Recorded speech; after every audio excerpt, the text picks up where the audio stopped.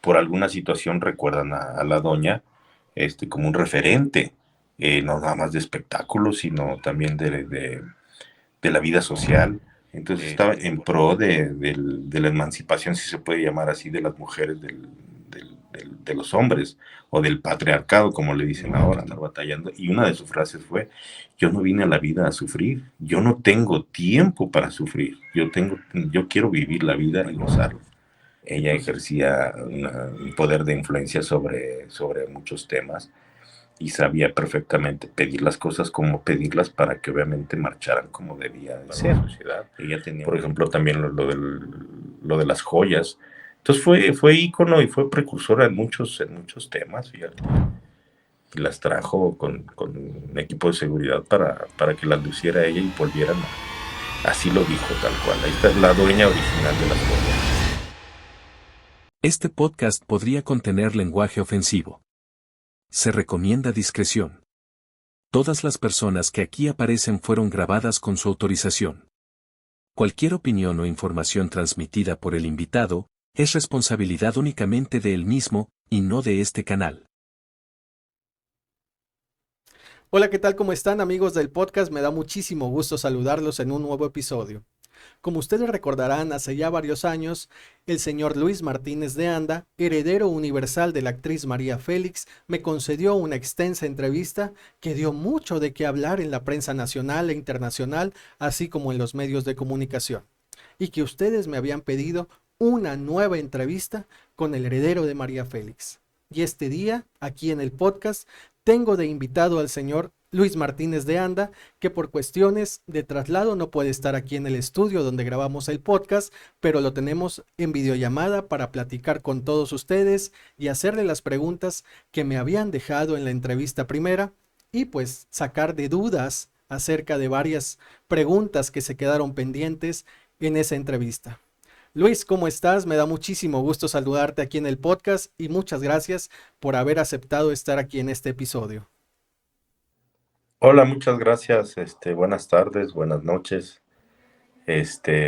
Aquí presente con ustedes con mucho gusto. Luis, ¿cuál es tu sentir que hace unas semanas se conmemoraron los 110 años de nacimiento y 22 años de fallecimiento de la actriz María Félix? Pues sí, en realidad, no sé si, qué podríamos estar, si festejando por el cumpleaños, el nacimiento de la gran estrella, de la gran señora, de la gran personalidad, y obviamente de su fallecimiento. Así es, Luis, ya. Entonces, son sentimientos encontrados. Yo me quedo, por ejemplo, más con el del fallecimiento, que es la pérdida física, ¿verdad? Sí, claro, y que sobre todo tanto tiempo que estuviste al lado de la señora María Félix es una ausencia que no se puede superar fácilmente. Sobre todo porque fueron muchos años los que estuviste conviviendo con María Félix y me imagino que los 8 de abril han de ser muy pesados para ti porque te traen muchos recuerdos y pues es una pérdida que no se puede superar fácilmente. No, definitivamente no se supera. Esas ausencias se quedan con uno. Puede uno sobrellevar la vida, pero siempre, siempre falta el consejo, la mirada, el saludo, todo lo que conlleva el convivir con las personas. Y más con la doña, ¿verdad? Sí, claro, y Siempre se siente la ausencia todos los días, todos los días. Y en estos momentos, pues obviamente más. María Félix fue una de las figuras que a donde se parara tenía el foco, ya sea de su público, ya sea de la prensa. Luis, ¿cómo te sientes que al paso del tiempo, de que la señora María Félix ya no está, siga siendo una de las actrices más recordadas y más homenajeadas del cine mexicano? Pues es que impactó en gran medida a la sociedad en México en muchos sentidos, y lo sigue haciendo. A mí me sorprende, por ejemplo, que programas del tema que sea, por alguna situación recuerdan a la doña, como un referente, no nada más de espectáculos, sino también de la vida social, por alguna noticia en especial. Por ejemplo, estaba viendo lo del metro, y cuando surgió un tema del metro en las redes, pues recordaron a la doña. Entonces fue de gran impacto la personalidad y el quehacer de la doña en México, que se le recuerda siempre y en muchos ámbitos. Sí, claro. Sí, claro, y sobre todo que María Félix es un referente y dejó una gran enseñanza para todas las mujeres que cada 8 de marzo la toman como un estandarte, como un referente de estos movimientos feministas, por María Félix haber sido una de las primeras defensoras de la mujer, una de las primeras feministas en México, y que pues a raíz de que lanzó aquel monólogo que cada 8 de marzo se escucha por todos lados, de prepárense, no se dejen, hagan de su vida lo que ustedes quieren y no lo que sus hombres les permitan ser, que todo esto pues lo dejó en el programa de la movida, perdón, de la tocada. De la tocada. Sí, así era el pensar de la doña, independientemente del programa. La defensa del derecho, de los privilegios o de las situaciones que las mujeres fueron ganando, que ella también participó en eso activamente para lograr en ese sentido una equidad en trabajo, en situación de vida en general, ¿no? Entonces estaba en pro de la emancipación, si se puede llamar así, de las mujeres, de los hombres, o del patriarcado, como le dicen ahora, ¿no? Entonces fue una de las precursoras y yo creo que la más importante en México de un movimiento así. Bueno, y hay que resaltar que las nuevas generaciones, sobre todo las mujeres, la están conociendo a través de ese programa, de ese monólogo feminista, y pues de alguna forma estos dichos, frases, han repercutido en la sociedad porque pues las mujeres ahora en este tiempo están más liberadas, se sienten un poco más libres a raíz de todos esos mensajes que María Félix ha dejado. Y como diría la doña, yo fui una mujer muy golpeada, muy pegada, pero nada más en mis películas. Es correcto.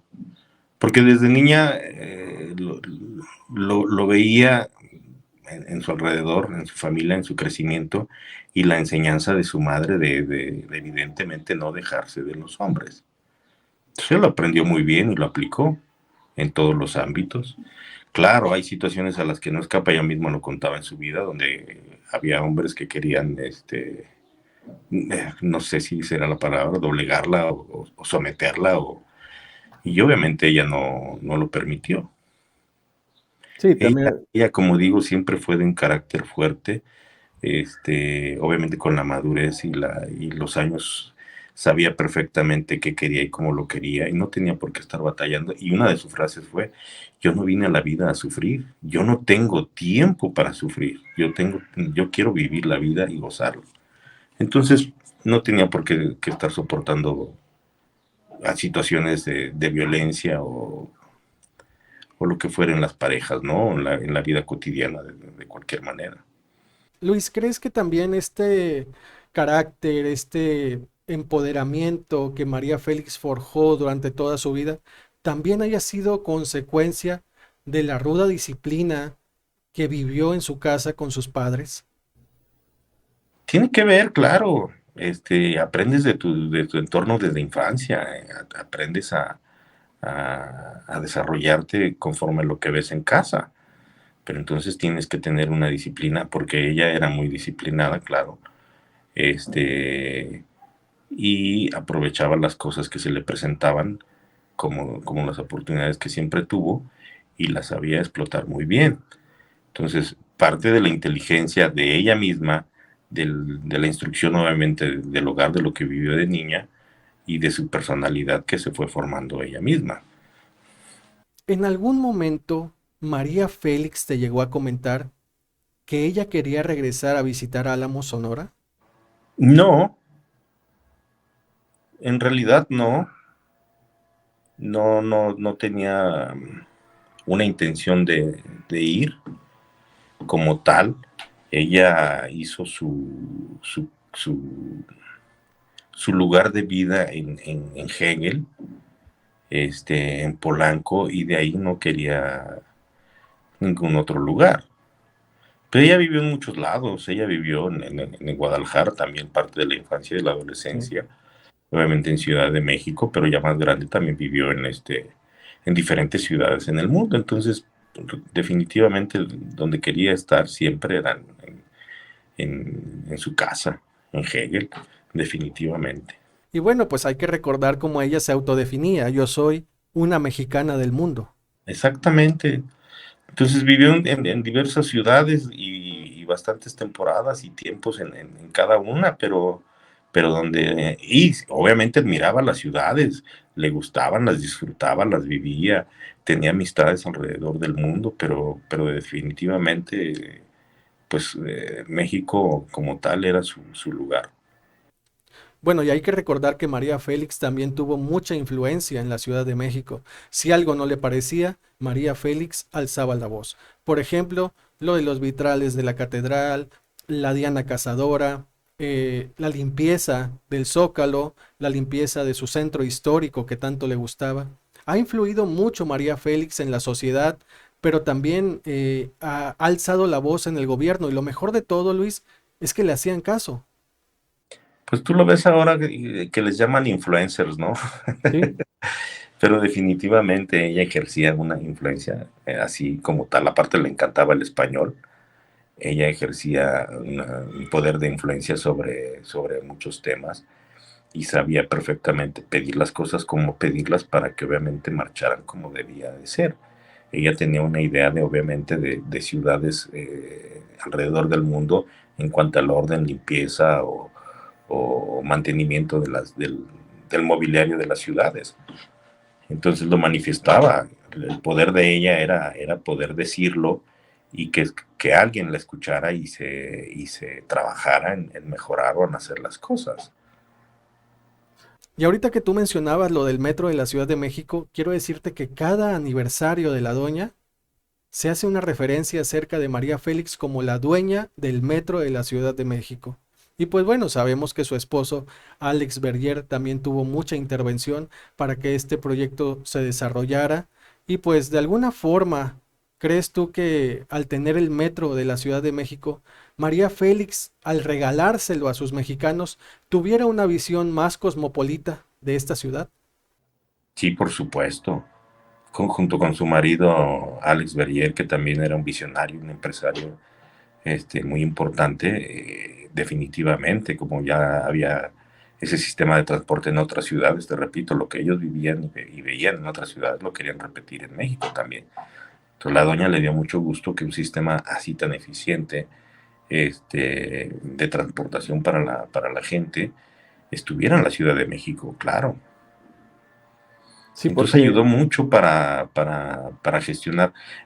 Estamos hablando que una obra así implica muchas personas, muchas empresas, muchas situaciones, ¿no? No nada más el señor Berriero o la doña, pero obviamente fueron pilares para esa gran obra en ese momento del metro en la Ciudad de México. Claro, ¿y quién se podía imaginar que dentro de la casa de María Félix se hicieron los primeros planos, las juntas, se hicieron los primeros trazos para que toda esta red de transporte público se pudiera llevar a cabo? Fíjate, ¿quién podía pensar que todo este sistema tan grande del metro de la Ciudad de México fuera planeado en la sala o en el comedor de la señora María Félix? Y ahora es una realidad y es un gran sistema de transporte que mueve a muchísima gente. Pues a ella le daba mucho gusto esa situación, ¿no? Ese progreso para la ciudad. Entonces era ella encantada de haber participado en medida para la realización del metro. Entonces, ella estaba feliz por eso, fíjate.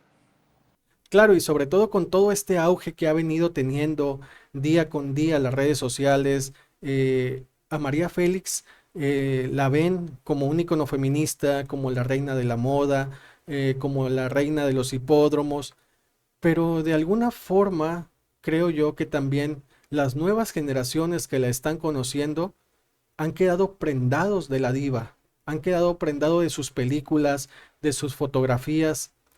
¿Cómo te sientes, Luis, hoy por hoy, al saber que María Félix está más viva que nunca? Pues es sorprendente para mí. Es sorprendente, pero me da mucho gusto. Me, me alegra que esté presente. Fíjate, por ejemplo, cuando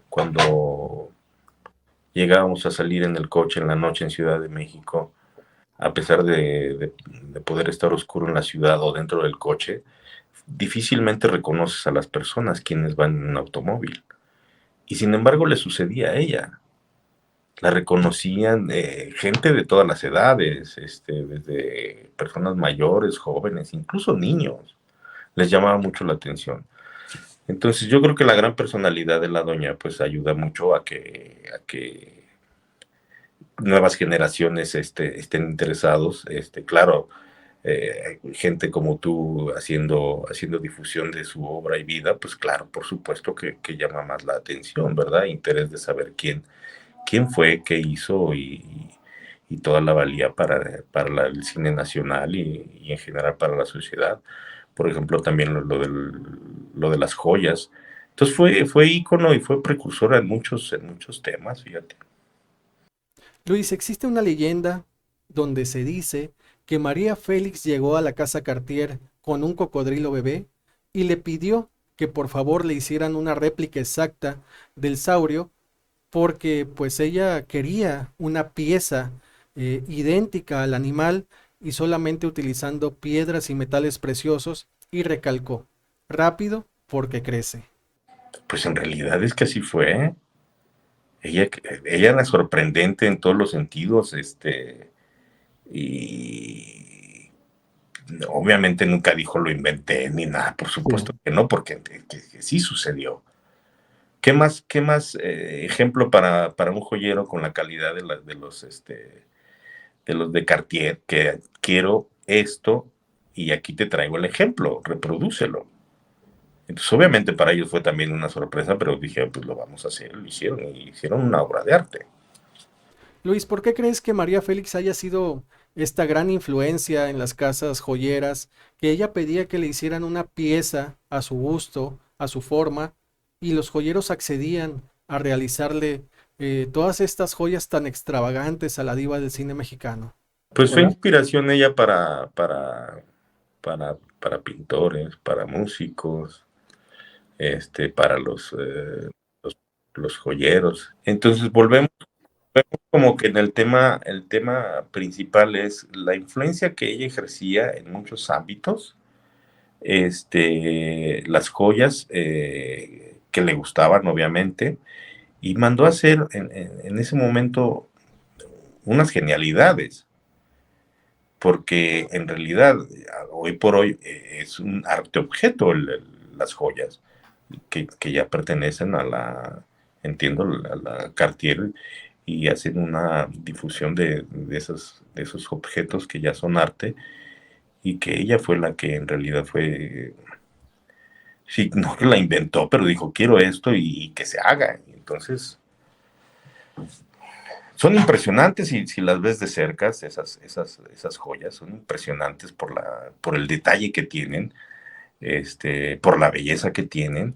Y obviamente que sabes una historia, que fue una mexicana quien las portó, quien las mandó a hacer, que las compró, pues es más emotivo estar cerca de esas joyas.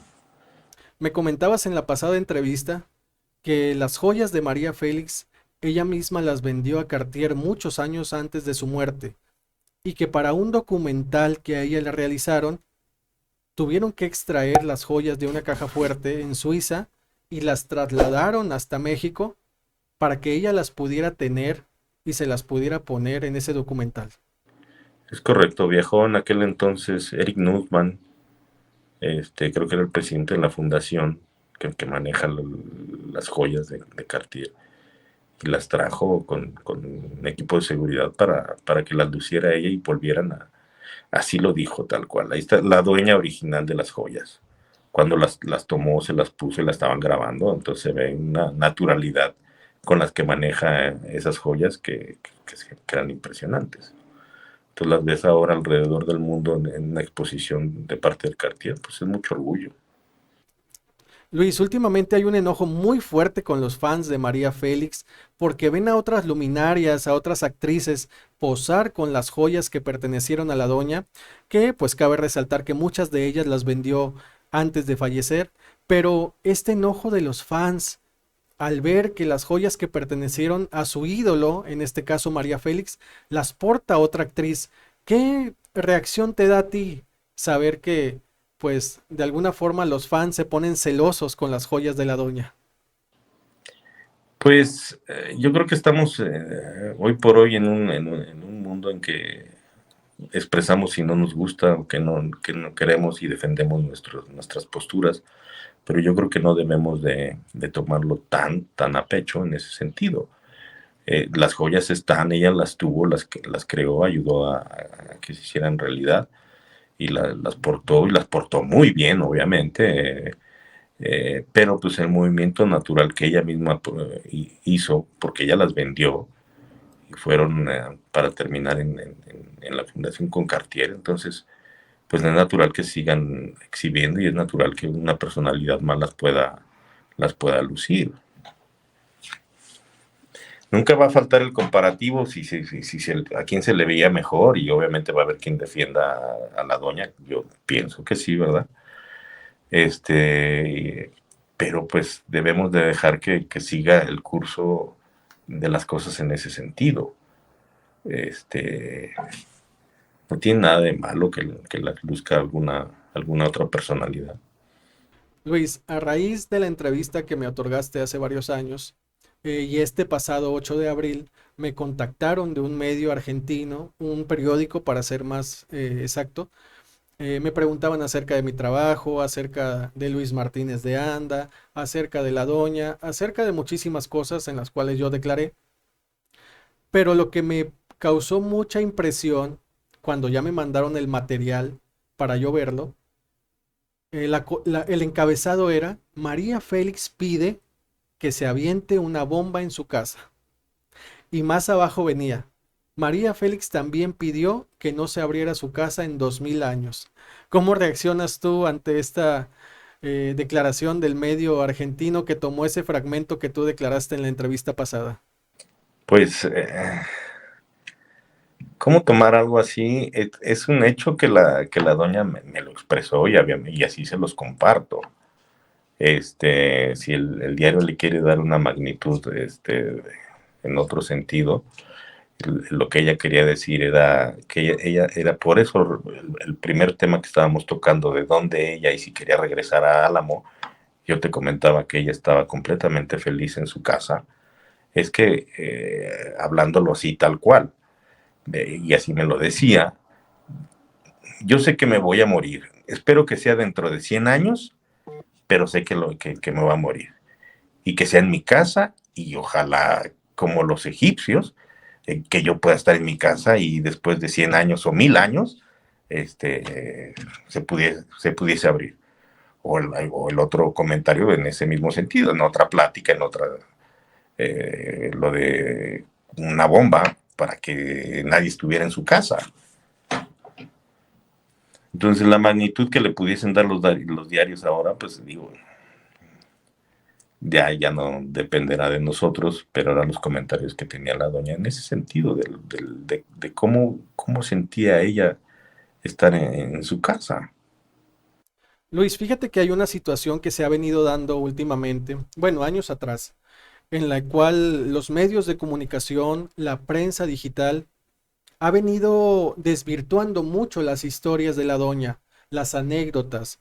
No vayamos tan lejos. La historia de María Félix cuando le tocó ir a filmar La Corona Negra a Marruecos, en la cual le ofrecieron de comer una carne extraña. Los fans de María ya saben a qué me refiero. Bueno, casi la prensa ha puesto como una historia diabólica, satánica, en la cual María Félix era, me omito de decir lo que era.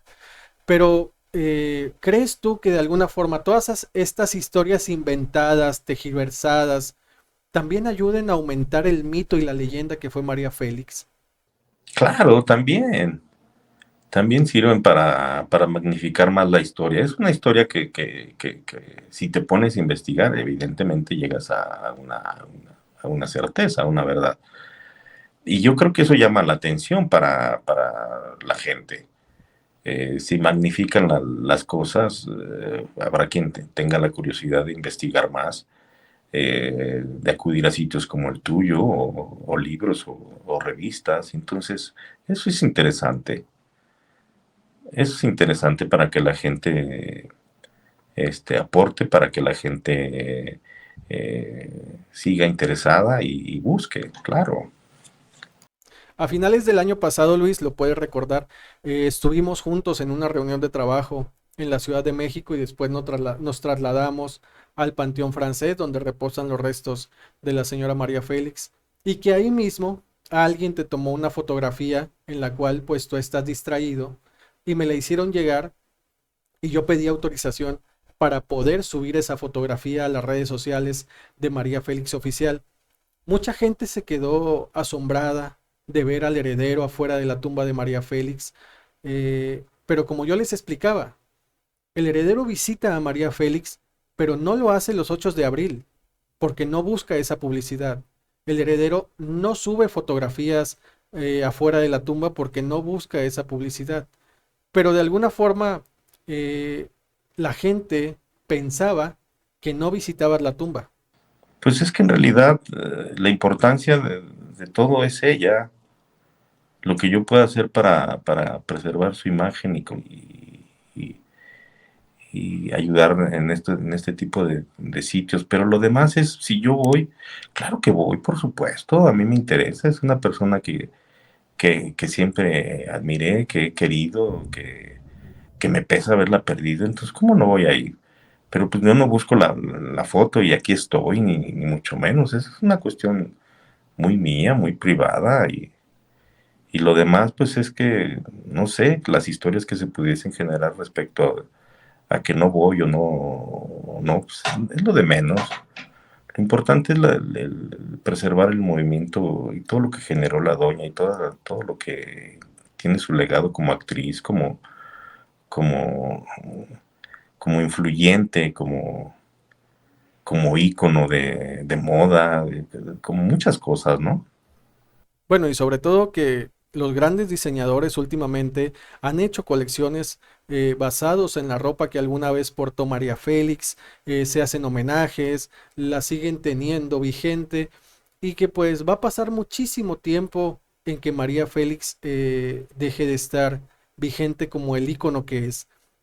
Habrá gente que le guste su personalidad, habrá gente que no le guste su forma de ser, pero yo creo que de alguna forma eso es lo que pasa cuando una mujer se gana el corazón del público y los corazones de todas estas personas que siguen diariamente la vida, la historia y la trayectoria de la doña.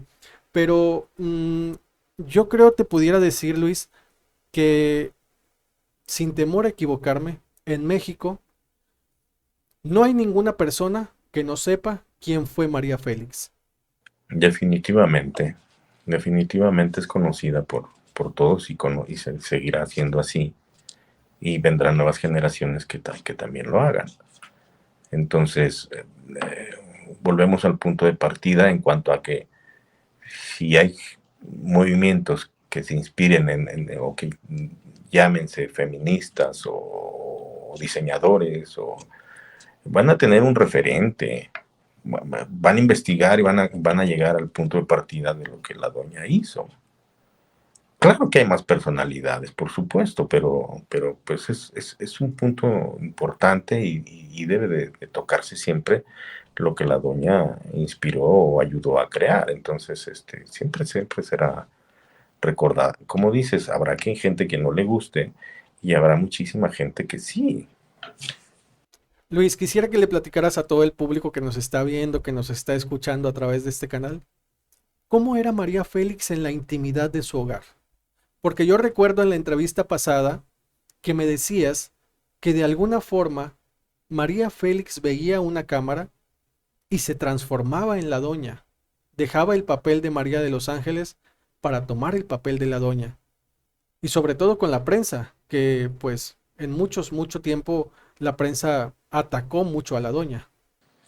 Pues sí claro, tenía una reacción inmediata después de tantos años y de tantas entrevistas o de tantos tratos o de tantas experiencias, que ella sabía perfectamente estar, obvia, a la defensiva, preparada, lista para la pregunta, porque ella esperaba siempre que le hicieran una pregunta capciosa, maliciosa, malintencionada. Entonces, más allá de montarse en un personaje como la doña, ella era tal cual siempre con un carácter fuerte, con una personalidad muy fuerte, para que no se confunda que María Félix era una y la doña era otra y era camaleónica dependiendo de la situación, ¿no? Sino que sencillamente que en la comodidad de su casa podía estar tranquila sin esperar alguna grosería o alguna mala pregunta o situación similar, y entonces estaba, pues digámoslo así, relajada o contenta o feliz viviendo sus momentos, ¿no? Cuando ya recibía alguna situación como una cámara, y había entrevistas que eran cordiales y ella estaba cordial, ¿por qué no? Claro. Pero digamos que relajaba a lo mejor su fuerte carácter y podía estar en una normalidad de la cual muy pocas personas la conocen, como una mujer muy ocurrente, muy chistosa, muy alegre, cantadora, alegre, muy, muy alegre, claro, Todo el día tenía ocupaciones la doña dentro de su casa. muy cordiales, muy amenos, muy graciosos, siempre sorprendente, siempre algo pasaba que sorprendía, podía ser mínima la situación o pareciese mínima, pero siempre había algo, ¿eh? Siempre, por mínimo que fuera alguna situación que no era normal, entonces siempre nos sorprendía. Alrededor de ella siempre pasaban cosas. Pero pues el día a día normal, como pudiese decirse, ella estaba feliz, contenta, tratando sus asuntos, viendo sus noticias, leyendo sus periódicos, sus revistas, platicando con amigos por teléfono, recibiendo visitas o ir a pasear a la ciudad. Era muy ameno, era muy alegre, no era nada aburrido. Luis, ¿en qué variaba o en qué hacía la diferencia las actividades que tenía la doña en la Ciudad de México y las actividades que ella tenía en su casa de descanso en Cuernavaca? Pues diferente en la vida en Cuernavaca cuando íbamos, porque había temas de la casa que arreglar o disfrutar los jardines y los árboles. Era un tanto cuanto difícil por el clima de Cuernavaca y por la cantidad de escalones que en ella había, pero trataba obviamente de disfrutar estar allá. Sin embargo, yo creo que no del todo. La casa de Cuernavaca no era su máximo, era definitivamente Hegel. Luis, ¿de alguna forma crees tú también que la casa de Polanco María Félix la haya sufrido? Me refiero a que en esa casa murió su madre, murió su esposo Alex, murió su hijo. No que hayan muerto físicamente en esa casa, sino que todos los recuerdos que ella traía arrastrando por la pérdida de sus seres queridos. Pues mucho dolor, pero también su refugio, su lugar seguro. Claro, hay gente que trabajó con ella también desde muchos años, ahí ya no, ahí fueron sus últimos días también. Yo creo que una de las pérdidas que también le dolió mucho, pues, fue su madre, Sí. que ahí falleció. Entonces, sí, es un lugar que obviamente yo creo que acrecentó más el querer estar ahí en un lugar que ella sentía como definitivamente de ella, pues. Bueno, y ni qué decir que todos sus fans saben la referencia de Hegel 610 en Polanco, porque pues todos saben que ahí vivió la máxima diva del cine mexicano. Por supuesto. Y en general, pues de Polanco, y en general, por ejemplo, cuando quiso que renovaran el centro histórico, que lo limpiaran, y en general, pues yo creo que de la ciudad, ¿verdad? Pero definitivamente sí, Polanco fue su lugar. Fíjate, hay un video últimamente que ha estado dando la vuelta a las redes sociales en el cual María Félix por casualidad iba para su casa y se para en la rotonda donde está la estatua del compositor Agustín Lara y estaban totalmente en vivo en 1993 para el programa de Paco Stanley. Y en ese momento se ve una María Félix alegre, contenta, juguetona, cordial, con una muy buena charla con los conductores.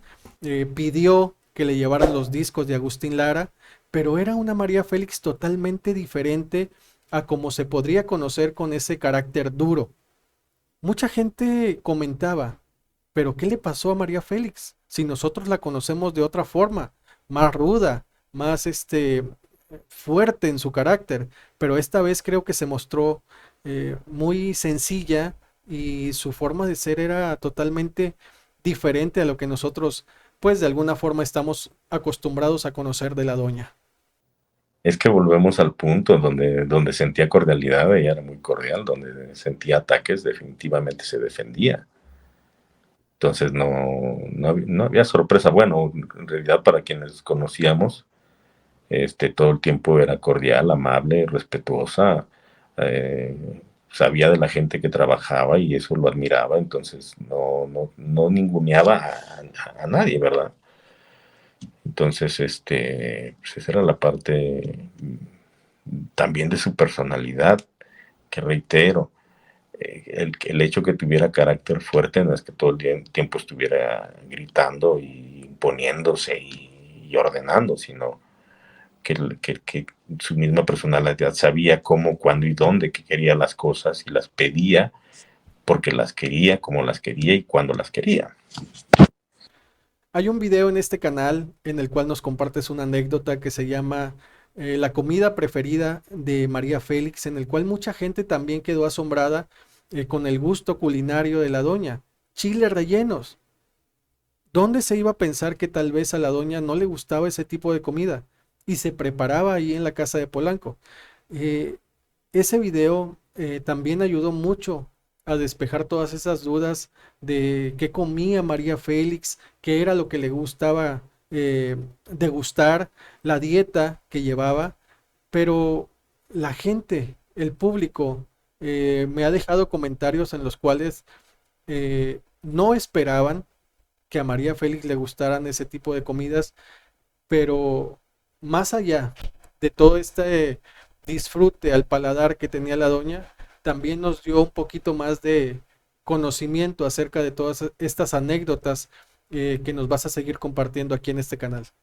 Pues en el día a día disfrutaba también de las grandes comidas, ¿verdad? De las preparaciones de los chefs. Entonces sí, también era uno de los placeres que ella disfrutaba. Pero bien podría ser un buen chile relleno, que era difícil conseguir un buen chile relleno que fuera esponjoso, grande, bien relleno y un caldillo de jitomate al punto que ya le gustaba, ¿verdad? Tampoco cualquier chile. Entonces aprendí que a final de cuentas sí puede ser un chile relleno, pero no es fácil hacer un chile relleno. No, O claro. unas albóndigas, o unas pechugas rellenas. Entonces sí conllevaba un proceso donde le entiendes el amor a la cocina y por muy sencillo que pudiese ser el platillo, que no lo es lograr un nivel de sabor y de sazón al platillo para que obviamente se pueda degustar. Y pues, un chile relleno, pues igual lleva un proceso que quedará como deberá de ser. O un flan. Entonces, o el lechado de guayaba que a ella le gustaba. Entonces, luego les platicaré la receta. Porque se podría pensar, Luis, que la doña todos los días que estaba en la Ciudad de México salía a un restaurante diferente a comer. No. Disfrutaba también ocasiones que le llevaban sus amistades también platillos muy elaborados o de chefs de renombre, pero también disfrutaba de lo que se preparaba en su casa. Bueno, y hasta aquí la primera parte de esta entrevista en el podcast al señor Luis Martínez de Anda, heredero universal de la actriz María Félix. La segunda parte la estaré subiendo más adelante. No te la pierdas, activa las notificaciones para que te llegue y al momento puedas ver esta segunda parte muy interesante de esta entrevista. Ya sabes, si te gustó el video te invito a que te suscribas, a que le des like, a que me dejes un comentario y lo compartas en tus redes sociales. Nos vemos en el próximo episodio del podcast. Gracias.